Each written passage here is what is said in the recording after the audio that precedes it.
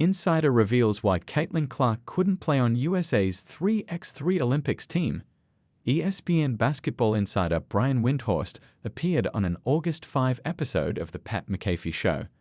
Among the many topics that Windhorst, McAfee, and former NFL standout A.J. Hawk discussed was why the Team USA men's 3x3 basketball Paris Olympics team doesn't include NBA superstars. If you want real talk about it, I'll tell you why. Because FIBA doesn't really want the US to do good in 3-on-3, Windhorst said. They really want that to be for countries that can't field 5-on-5 teams, and so they do all these things. They have all these different layers and layers and layers and things you have to do to qualify. Like, Kyrie Irving can't just show up and play, Windhorst continued.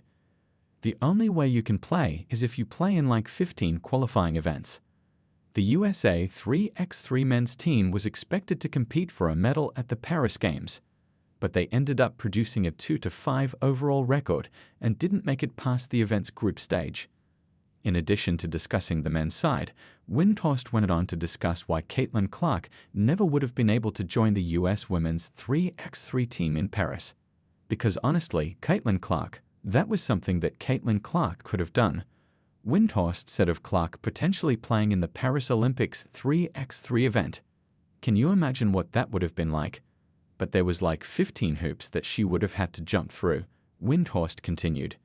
Because FIBA doesn't care about ratings, they just care about growing the game everywhere else outside the US, so that's just not their priority.